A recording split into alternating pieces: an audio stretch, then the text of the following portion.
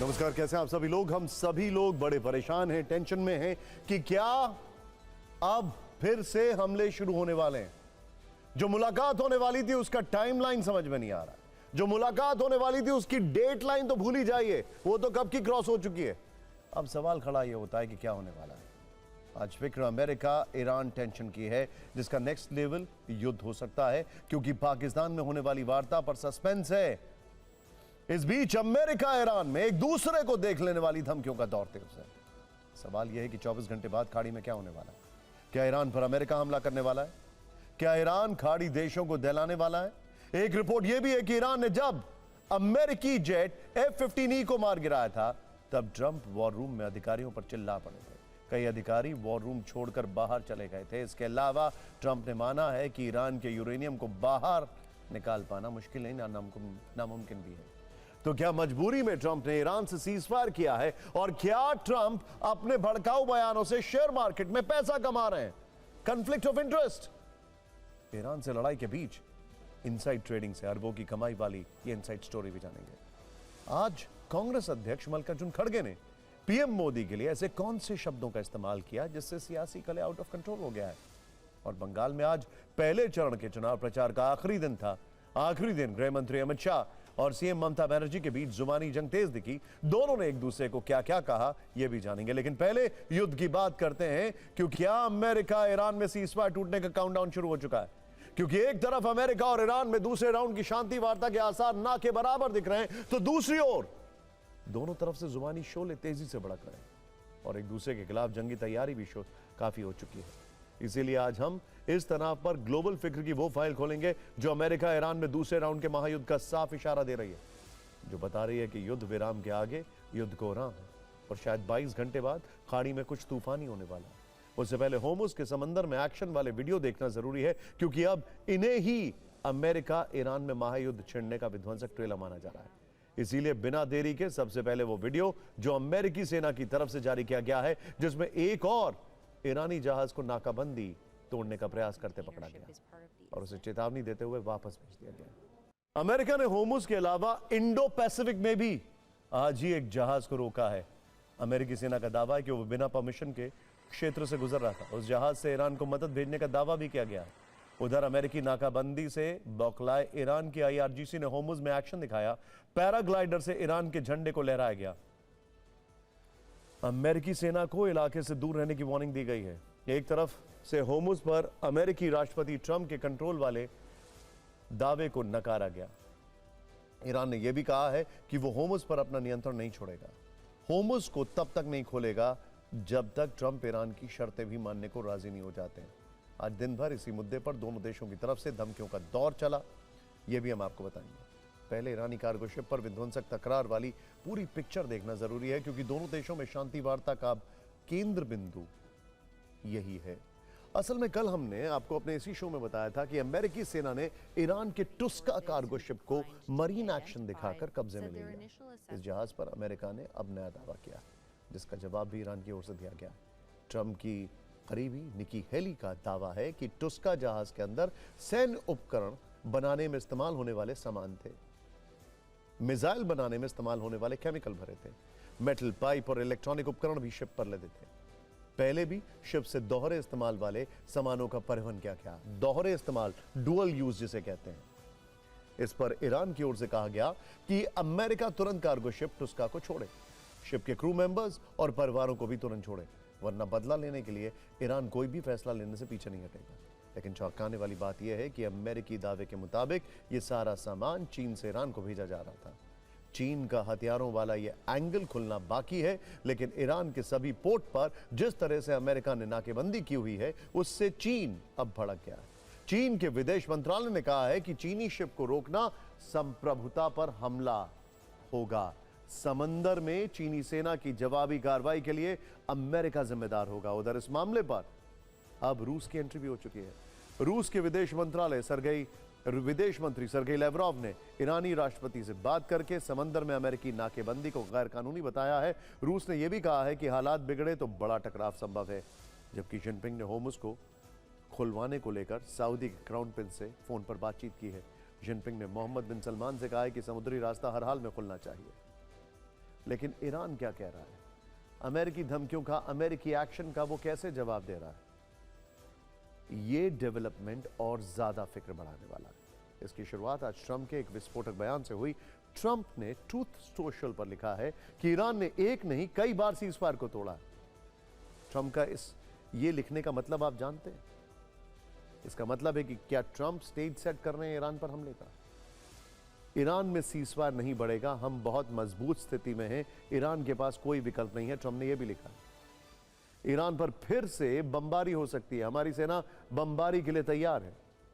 तो अमेरिका से लगातार मिल रही धमकियों पर ईरानी राष्ट्रपति ने कहा है कि नेवल नाकाबंदी बातचीत में बड़ी बाधा है, ईरान अमेरिकी ताकत के आगे कभी नहीं झुकेगा। ईरानी संसद के स्पीकर और मुख्य वार्ताकार कालीबाफ ने कहा है कि ट्रंप की नीति ईरान को सरेंडर कराने की है। तनाव बढ़ा तो ईरान किसी भी वक्त हमला कर सकता है। IRGC ने कहा कि अमेरिका अपनी शर्तों वाली जिद पर अड़ा रहा तो उसे नेस्तनाबूद कर देंगे। इसके अलावा तस्नीम न्यूज की ओर से यह भी दावा किया गया है कि चूंकि अमेरिकी शर्तें बातचीत में बड़ी बाधा है, अमेरिकी नाकाबंदी को हटाना ही होगा, वरना ऐसे हालात में बातचीत बेकार है।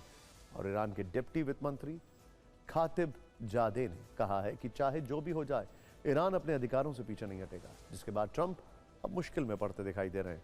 उनके आलोचक 2 दिन के अंदर ट्रंप के यू टर्न वाले बयानों को निकाल निकाल कर उन्हें सुना रहे हैं।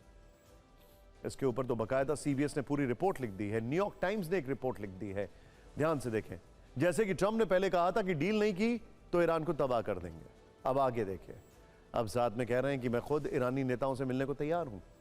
पहले कहा था कि होमो स्ट्रेट में नाकाबंदी को अमेरिका नहीं हटाएगा, लेकिन असीम मुनीर से बोले कि नाकाबंदी हटाने पर विचार करेंगे। पहले कहा कि ईरान के साथ सीज़फायर बिल्कुल नहीं बढ़ेगा, आज कहा कि सीज़फायर बुधवार शाम 8 बजे तक बढ़ चुका है। पहले कहा कि वार्ता के लिए उपराष्ट्रपति वेंस इस्लामाबाद नहीं जाएंगे, अब कहा कि वेंस के नेतृत्व में टीम इस्लामाबाद जा रही है। ट्रंप इतने कंफ्यूज क्यों हैं? ईरान में भी यही हालात दिख रहे हैं। सेना और IRGC से जुड़ा धड़ा बातचीत न करने पर अड़ा है, जबकि राष्ट्रपति पेजेश्किन जैसे नरम दल के लोग अमेरिका से वार्ता चाहते हैं। जिसके बाद ईरानी डेलीगेशन के पाकिस्तान जाने पर सुबह से सस्पेंस गहरा रहा है। हालांकि ईरान के सुप्रीम लीडर मुश्तबा खमनी की ओर से हरी झंडी मिलने के बाद, जो कि एक्सियोस का कहना है और कहीं से कंफर्म नहीं हो रहा, अब खबरें कि ईरान कल पाकिस्तान में होने वाली शांति वार्ता में शामिल हो सकता। अमेरिका और ईरान दोनों के प्रतिनिधि दूसरे दौर की वार्ता के इस्लामाबाद पहुंच सकते हैं, लेकिन अभी भी इसकी 100% गारंटी नहीं है। जानते हैं क्यों? क्योंकि किसी ने टेक ऑफ ही नहीं किया। देखिए, यहां पर बहुत सारे कंफ्यूजन्स हैं और क्लैरिटी अभी बिल्कुल नहीं है। कोई भी अमेरिकन पब्लिकेशन, कोई भी ईरान का पब्लिकेशन कंफर्म ही नहीं कर रहा है कि JD वेंस या फिर कोई भी और वार्ताकार अमेरिका से टेक ऑफ कर रहा है, या फिर ईरान की तरफ से किसी ने टेक ऑफ किया। अमेरिका ईरान में क्या दूसरे राउंड की शांति वार्ता हो पाएगी, इस पर नजर है सबकी। लेकिन अब से थोड़ी देर पहले पाकिस्तान से एक बड़ा डेवलपमेंट सामने आया।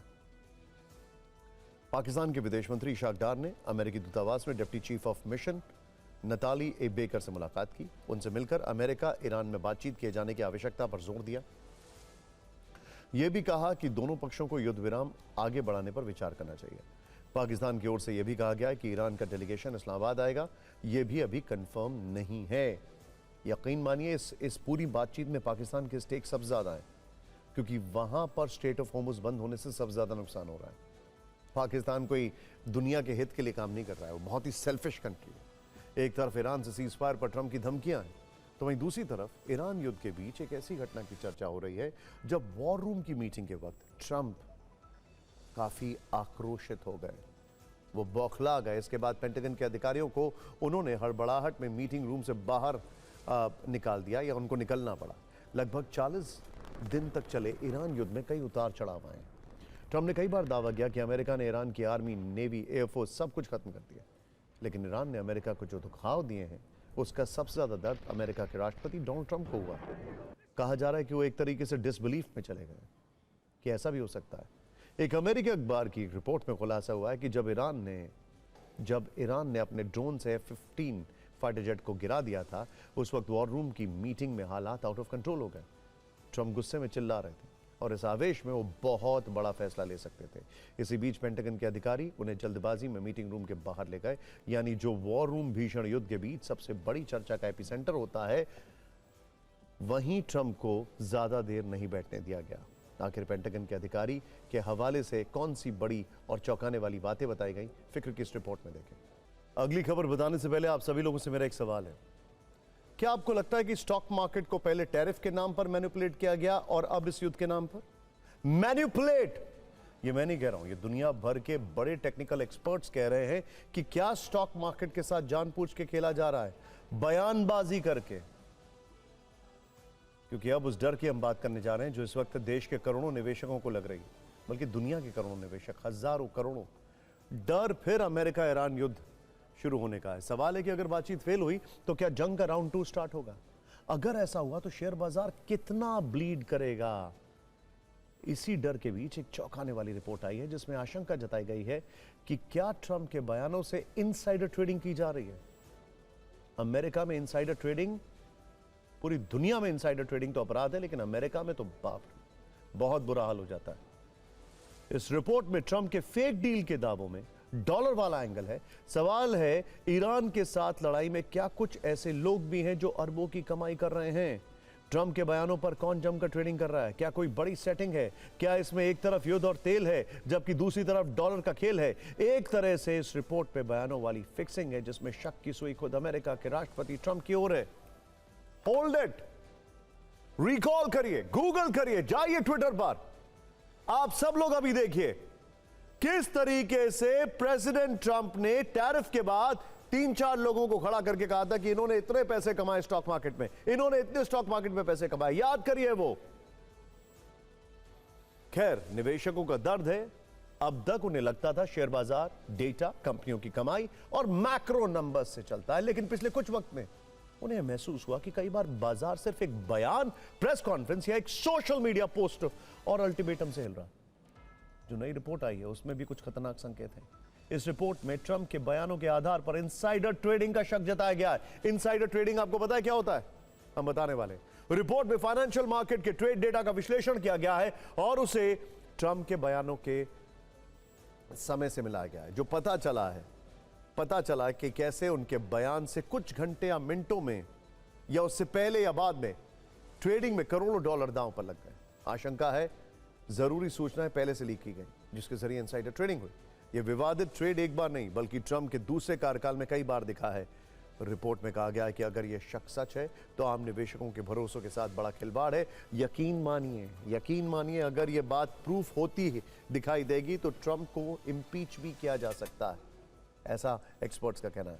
नोबेल पुरस्कार विजेता अर्थशास्त्री पॉल क्रुगमैन न्यूयॉर्क टाइम्स के लिए लिखते हैं। उन्होंने भी पिछले महीने आरोप लगाया था कि ट्रंप ने के करीबी लोगों ने अंदरूनी जानकारी का फायदा उठाकर क्रूड ऑयल मार्केट में करोड़ों डॉलर का खेल खेला है। वैसे इस रिपोर्ट में आपने बार बार एक शब्द सुना होगा, इनसाइडर ट्रेडिंग। लेकिन ये होती क्या है, कैसे की जाती है? ध्यान से देखिएगा, बहुत इंपॉर्टेंट है आपके लिए समझना।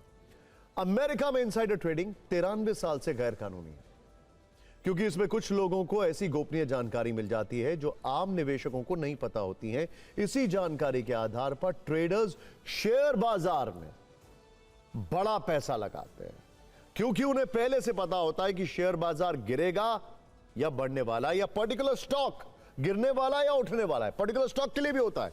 इसीलिए ट्रेडर्स पहले से पैसे लगाकर शेयर बाजार से मोटा मुनाफा कमाते हैं। मतलब आप ये समझ लीजिए कि किसी ने टिप ऑफ दे दिया कि भाई इसमें पैसा लगा दो या इससे पैसा खींच लो, क्योंकि स्टॉक मार्केट में तो लगाने पर और पैसा खींचने पर भी पैसा कमाया जाता है। इससे बाजार में बराबरी खत्म हो जाती है और आम लोगों का भरोसा टूटता है। जब कोई व्यक्ति ऐसी गुप्त जानकारी का इस्तेमाल करके शेयर बाजार में मुनाफा कमाता है तो बाजार में इसी एक तरह की बेईमानी माना जाता है। इसे एक तरह की बेईमानी माना जाता है क्योंकि इसमें उस व्यक्ति के पैसे के पास दूसरों के मुकाबले गलत तरीके से बढ़त होती है, एक्स्ट्रा इंफॉर्मेशन होती है। अब रिपोर्ट में ट्रंप के दावों का विश्लेषण इसलिए किया गया है क्योंकि उन पर पहले भी मार्केट को मैनिपुलेट करने के आरोप लगते रहे। ट्रंप खुद कह चुके हैं कि वो राष्ट्रपति होने के साथ साथ बिजनेसमैन भी हैं। आपको याद होगा, रजत गुप्ता एक नाम था। अगर मैं शायद सरनेम में गड़बड़ कर सकता हूं, लेकिन रजत उनका नाम था। मैकिन्से कंपनी के थे, आपको याद होगा। उनको अमेरिका में जेल भी हुई थी, आपको याद होगा, गूगल करिए एक बार। अब ट्रंप के बयानों में डॉलर की कमाई वाला एंगल क्या है? इनसाइडर ट्रेडिंग की आशंका क्यों जताई जा रही है? रिपोर्ट के अनुसार ब्लॉकचेन विश्लेषण साइट बबल मैप्स ने दावा किया कि 28 फरवरी को ईरान पर हमले से ठीक पहले 6 नए ट्रेडिंग अकाउंट बने। इन सभी अकाउंट से हमला होने के पक्ष में भारी पैसा लगाया गया। जैसे ही ईरान पर अमेरिका और इजराइल का हमला हुआ, 6 अकाउंट से 9 करोड़ 90 लाख रुपए की कमाई की गई। आई रिपीट, 9 करोड़ 90 लाख रुपए की कमाई की गई। चौंकाने वाली बात यह है कि इसके बाद 5 अकाउंट से कभी भी कोई दांव नहीं लगाया गया, जबकि एक अन्य अकाउंट ने बाद में युद्ध विराम की सही भविष्यवाणी करके 1 करोड़ 35 लाख रुपए और कमाए। एक और दावा ट्रंप के सीज फायर वाले बयान को लेकर भी किया गया है, जिसे ईरान ने एक्सपोज करते हुए फेक बताया था। तारीख 23 मार्च 2026 जब ट्रंप ने तेहरान के साथ समस्या हल किए जाने का पोस्ट किया, लेकिन इस पोस्ट से 14 मिनट पहले तेल की कीमतें गिरने पर बड़े बड़े दांव लगाए गए। इसके बाद ट्रंप के पोस्ट करते ही कच्चे तेल की कीमतें अचानक 11% तक गिर गईं और प्रति बैरल $15 की गिरावट से उस संदिग्ध समय में किसी को 250 करोड़ रुपए से ज्यादा का मुनाफा हुआ है। इसी तरह ईरान युद्ध के 9वें दिन ट्रंप ने फिर युद्ध खत्म होने की बात कही, जिससे अचानक कच्चे तेल की कीमतें 25% तक क्रैश हो गईं। लेकिन दावा है कि ट्रंप के इस बयान से ठीक 47 मिनट पहले तेल गिरने की भविष्यवाणी पर जबरदस्त पैसा लगाया गया। कीमत नीचे आते ही इनसाइडर ट्रेडिंग के जरिए कुछ लोगों ने 460 करोड़ रुपए की कमाई की। अनबिलीवेबल। ट्रंप के बयानों का यह ट्रेंड सिर्फ ईरान युद्ध में ही नहीं दिखा, बल्कि रिपोर्ट में वेनेजुएला के राष्ट्रपति निकोलस मादुरो को लेकर भी बड़ा दावा है। रिपोर्ट के अनुसार दिसंबर 2025 में बर्न्समैन मिक्स नाम की एक नया ट्रेडिंग अकाउंट बनाया गया। निकोलस मादुरो के राष्ट्रपति पद छोड़ने पर कुल $32,500 लगाए गए। यह पैसा 30 दिसंबर से 2 जनवरी के बीच लगाया गया। इसके बाद 3 जनवरी को निकोलस मादुरो को पद से हटा दिया गया। इस अकाउंट से 4 करोड़ की कमाई की गई। चौंकाने वाली बात यह थी कि तुरंत यूजर नेम बदलकर अकाउंट डीएक्टिवेट हो गया। कुछ ऐसा ही ट्रंप के टैरिफ टेरर के दौर में भी दिखा। दावा है कि ट्रंप क्या करेंगे, कब करेंगे, इसकी जानकारी भी कई लोगों को पहले से लग गई। कुछ लोगों ने इसके जरिए 165 करोड़ की कमाई की। असल में 2 अप्रैल 2025 को ट्रंप ने कई देशों पर भारी भरकम टैरिफ लगाया। इसके बाद 9 अप्रैल को चीन को छोड़कर सभी देशों को 90 दिन की राहत दे दी गई। बड़ी बात यह सामने आई है कि शाम 6:18 पर ट्रंप ने घोषणा की और 18 मिनट पहले इस पर बड़े बड़े दांव लगे। फिर अमेरिका के शेयर बाजार S&P 500 में दूसरे विश्व युद्ध के बाद की सबसे बड़ी बढ़त देखने को मिली। रिपोर्ट में दावा किया गया कि सिर्फ 18 मिनट में ट्रेडर्स ने 165 करोड़ का मुनाफा कमा लिया। उसी हफ्ते बाद में अमेरिकी सेनेट में कई वरिष्ठ डेमोक्रेट्स नेताओं ने इसकी जांच की भी मांग की है। सवाल था, जानकारी लीक कैसे हुई या जानबूझकर की गई? ट्रंप के बयानों वाले ऐसे ही ट्रेंड पर जब डिटेल में रिसर्च किया गया तो चौंकाने वाले कनेक्शन की आशंका जताई गई, जिसमें इनसाइडर ट्रेडिंग वाले संकेत हैं जो आम निवेशकों के साथ एक धोखे की तरह है। यहां पर गौर करने वाली बात आपको एक और बता दें, और यह एक बहुत बड़ा फैक्ट है। ट्रंप की कैबिनेट के अंदर डिप्लोमैट्स तो है ही नहीं, ज्यादातर बिजनेसमैन और ट्रेडर हैं। स्टीव विटकॉफ जो मुख्य वार्ताकार हैं, या उनके दामाद जेराड कश्नर, इनमें से कौन डिप्लोमैट है? तो जब आपके बिजनेसमैन सहयोगी होंगे तो बिजनेस तो होगा ही ना। अब आपको उस अमेरिकी राष्ट्रपति से मिलवाते हैं जिनके बारे में नई बात यह है कि वो ईरानी यूरेनियम पाने की जिद लगभग छोड़ चुके हैं, और लोग कह रहे हैं कि शायद इसीलिए मजबूर होकर ट्रंप ने ईरान से सीज फायर किया होगा। ऐसा क्यों कहा जा रहा है?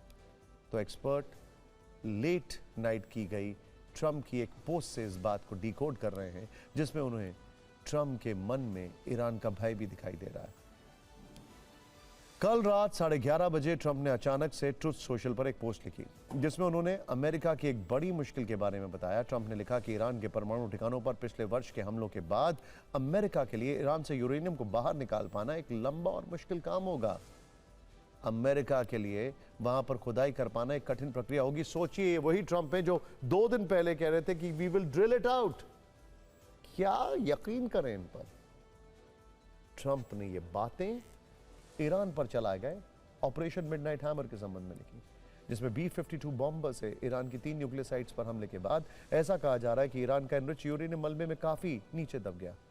अमेरिका की ओर से उसी एनरिच यूरेनियम को पाने को लगातार बयान दिए जा रहे हैं। इस बार की जंग में भी कहा जाता है कि उन्हें हासिल करना अमेरिका की पहली प्रायोरिटी या प्राथमिकता थी, जिससे कि ईरान फिर कभी परमाणु बम को ना बना पाए।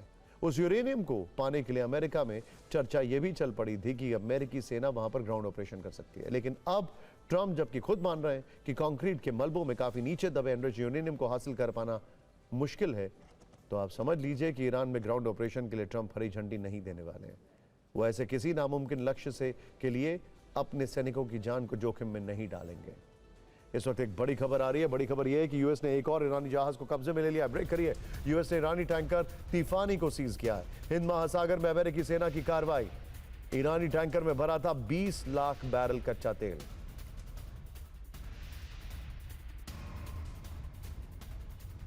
और फिक्र में अब आगे बढ़ते हैं और बात करते हैं ईरान की एक ऐसी लेडी डॉन की जिसने ड्रोन, बम, AK-47 और वेपन डील्स का एक ऐसा इंटरनेशनल नेटवर्क बना लिया था जिसने अमेरिकी सुरक्षा एजेंसियों के होश फाख्ता कर दिए थे।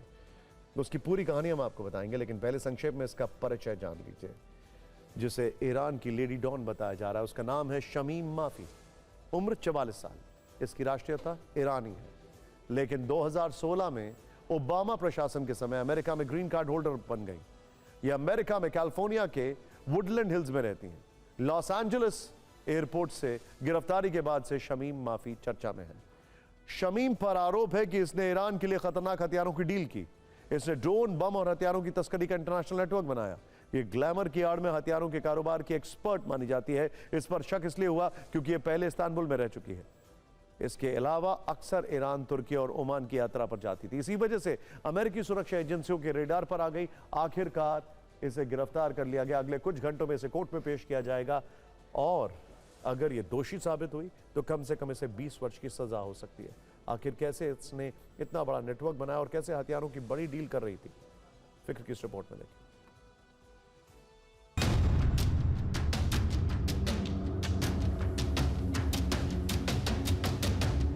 जब सुपर पावर अमेरिका ईरान के साथ सबसे भयानक टेंशन में उलझा है, तब खतरनाक हथियारों की तस्करी के खेल से पर्दा हटा है, जिसका मास्टरमाइंड कोई गैंगस्टर नहीं बल्कि एक ग्लैमरस महिला है। नाम है शमीम माफी, जिसे लेडी डॉन कहकर बुलाया जा रहा है। इस पर ड्रोन, बम, गोला बारूद का इंटरनेशनल नेटवर्क चलाने का आरोप है। अमेरिका के लॉस एंजलिस एयरपोर्ट से जब इस लेडी डॉन को गिरफ्तार किया गया तो ये सिर्फ एक गिरफ्तारी नहीं थी। इससे एक ऐसे इंटरनेशनल नेटवर्क से पर्दा हटा जिसने कई देशों को जोड़ रखा था। ये ऊपर से हाई प्रोफाइल बिजनेस वुमन थी, लेकिन अंदर से खतरनाक हथियारों की सौदागर। शमीम माफी के कारनामे काफी हैरान करने वाले हैं। शमीम माफी पर आरोप है कि उसने ईरान में बने हथियारों को सूडान में बेचने में मदद की।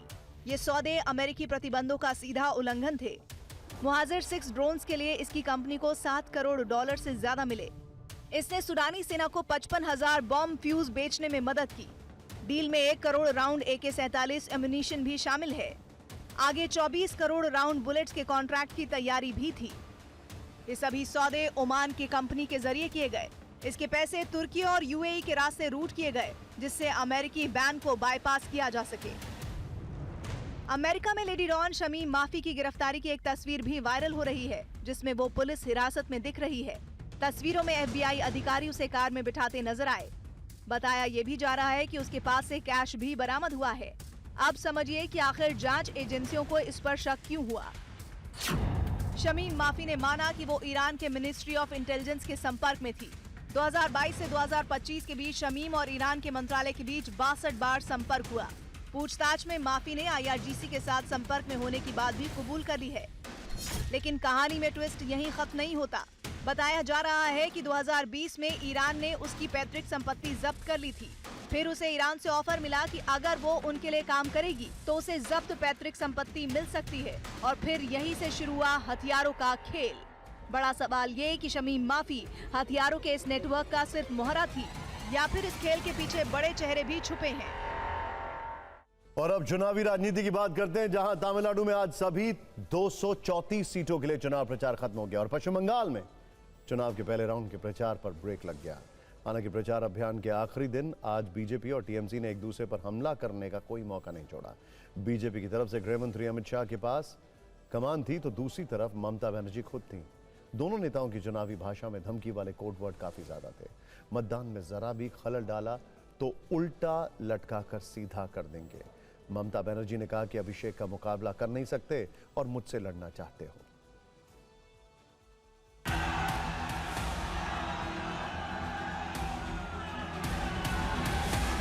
ममता के गुंडे भी कान खोल कर सुन ले,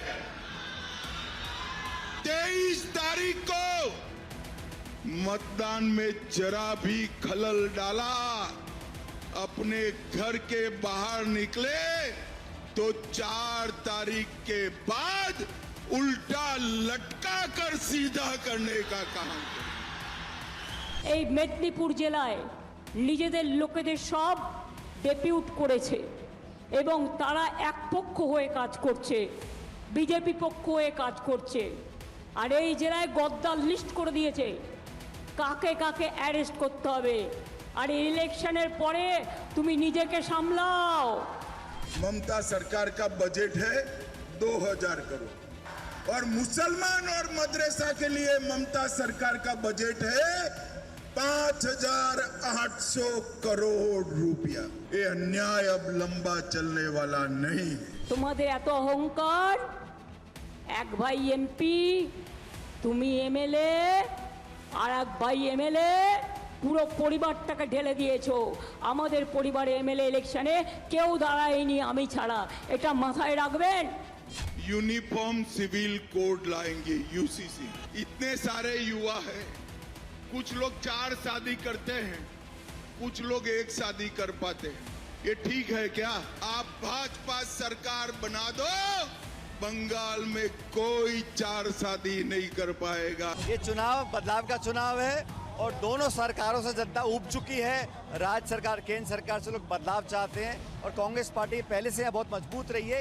इस चुनाव में बदलाव होगा। पश्चिम बंगाल से आगे तमिलनाडु चलते हैं, जहां आज चुनाव प्रचार के आखिरी दिन कांग्रेस अध्यक्ष मल्लिकार्जुन खड़गे ने एक प्रेस कॉन्फ्रेंस की, जिसमें उन्होंने कुछ ऐसा कह दिया कि विवाद हो गया और उन्हें सफाई देनी पड़ी।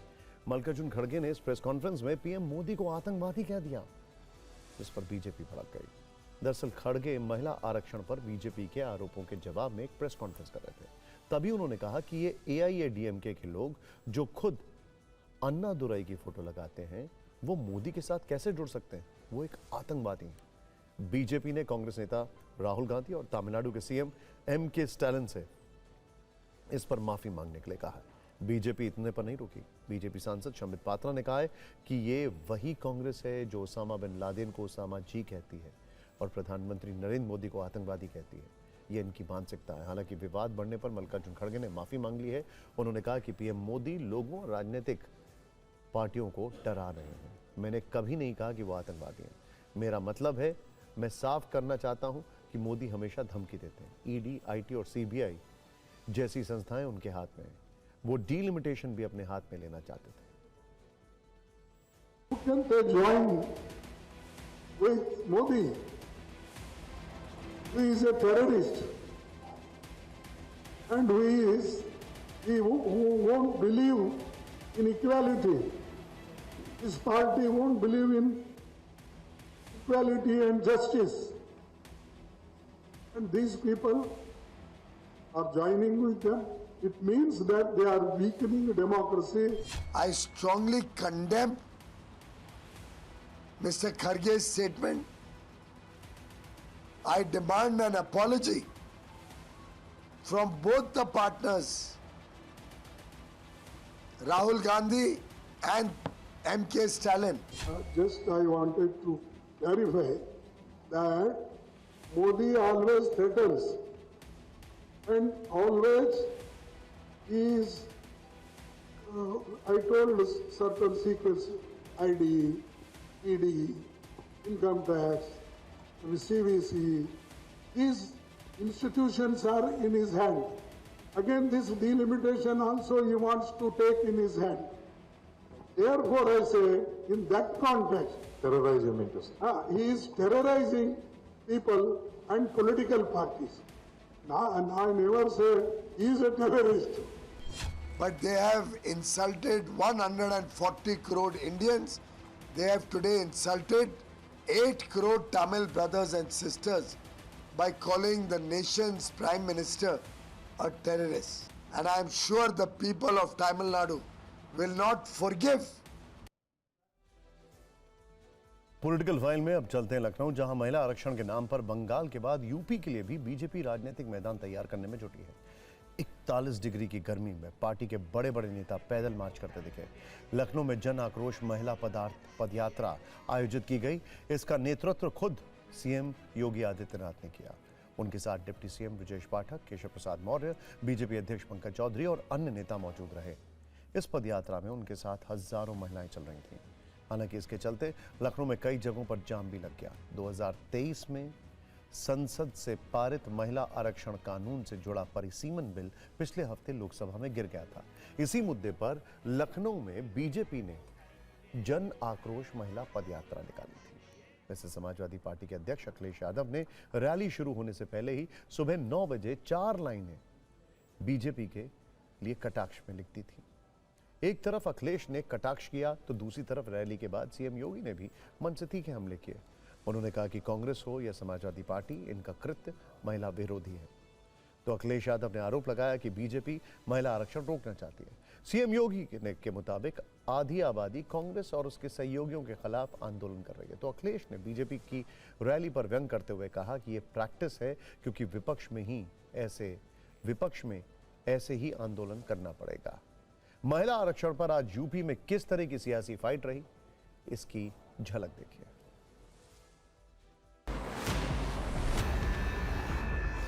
ये कांग्रेस हो या समाजवादी पार्टी, इनका चेहरा अलोकतांत्रिक है, इनके कृत्य महिला विरोधी है।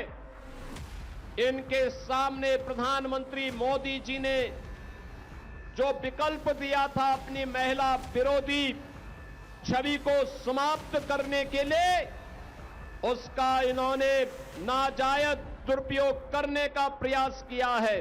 हम समाजवादी लोग हमेशा महिलाओं के आरक्षण के पक्ष में रहे हैं।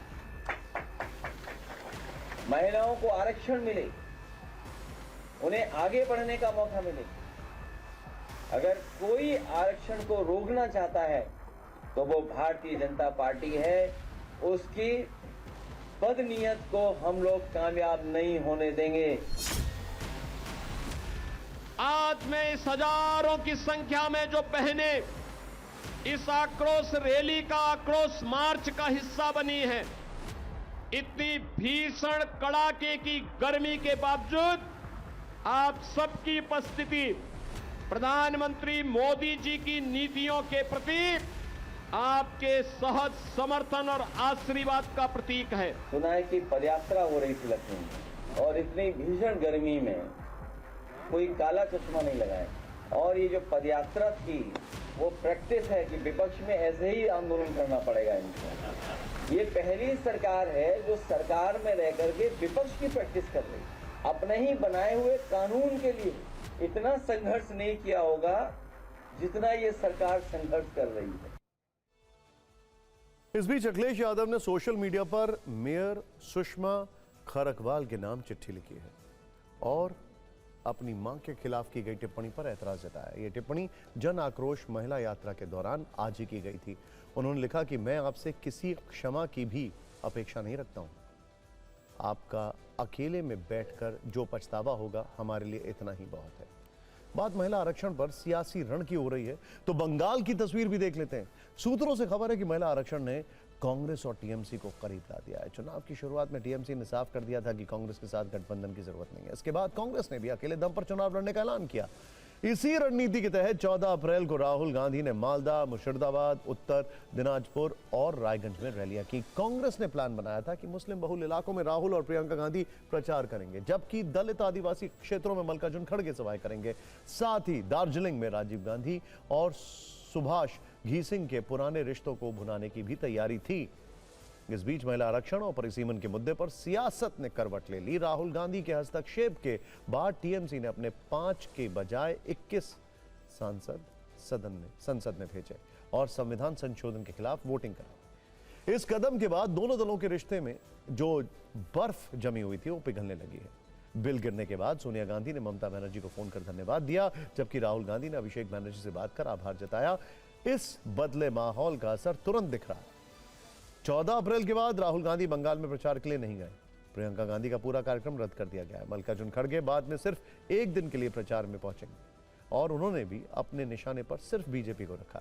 दिलचस्प बात यह है कि पहले चरण के चुनाव प्रचार के आखिरी दिन भी राहुल, प्रियंका और खड़गे तीनों ने बंगाल से दूरी बनाए रखी। इसी दिन खड़गे का कार्यक्रम तमिलनाडु में प्रेस कॉन्फ्रेंस और रैली का रहा। राहुल गांधी के दफ्तर के सूत्र अब यह कह रहे हैं कि कांग्रेस कभी भी सेक्युलर ताकतों को कमजोर नहीं करना चाहती और उसकी सीधी लड़ाई बीजेपी से है। पार्टी नेतृत्व के इस बदले रुख से कांग्रेस के वरिष्ठ नेता अधीर रंजन चौधरी असहज नजर आ रहे हैं। कांग्रेस के बड़े लीडर चुनाव प्रचार में कम दिख रहे हैं। क्यों कम दिख रहे हैं? राहुल गांधी के हमारे पार्टी के छोटे प्रचारक है। कुल मिलाकर बंगाल की राजनीति में महिला आरक्षण और परिसीमन का मुद्दा सिर्फ संसद तक सीमित नहीं रहा, बल्कि इसने चुनावी रणनीतियों और विपक्षी एकता के समीकरणों को भी गहराई से प्रभावित कर दिया।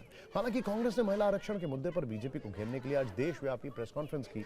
पार्टी ने आरोप लगाया कि बीजेपी महिलाओं को आरक्षण देना ही नहीं चाहती, वो सिर्फ महिलाओं के नाम पर राजनीति कर रही है। It is not Women Reservation Bill. Delimitation Act is there. That's why all opposition party, including Congress, DMK, TMC, SP, all other small, big, all parties opposed it. Every state increasing proportionally, so everybody is protected. I think that was the solution. And it's shameful that they have decided to oppose this new amendment and deprive South India. फिक्र में अब चलते हैं मध्य प्रदेश। बात उस BJP विधायक की जिनकी भाषा में सत्ता की हनक साफ दिखाई देती है। सत्ताधारी दल से जुड़े होने का अहंकार दिखाई देता है। शायद इसीलिए वो एक आईपीएस अधिकारी को खुलेआम धमकी दे रहा है, उन्हें देख लेने की चेतावनी देना है, क्योंकि उस अफसर ने अपनी ड्यूटी निभाई। विधायक के बेटे के खिलाफ उसके किए गए अपराध के लिए मुकदमा दर्ज किया गया, थाने में पूछताछ की गई। यही बात पिछौर के बीजेपी विधायक प्रीतम सिंह लोधी को चुभ गई है। उन्हें लगा कि कोई अफसर उनके बेटे को कैसे कानून का डर दिखा सकता है, भले ही उनके बेटे ने 5 लोगों को गाड़ी से कुचल दिया। क्या हो गया? तो बीजेपी विधायक का एक तो बेटा ही तो है वो। एक आईपीएस अधिकारी के लिए उनकी धमकी भरी भाषा सुनिए, कैसे वो अपने बेटे के खिलाफ पुलिस की कार्रवाई पर भड़के हुए हैं। फिर आपको पूरी स्टोरी की डिटेलिंग देते हैं।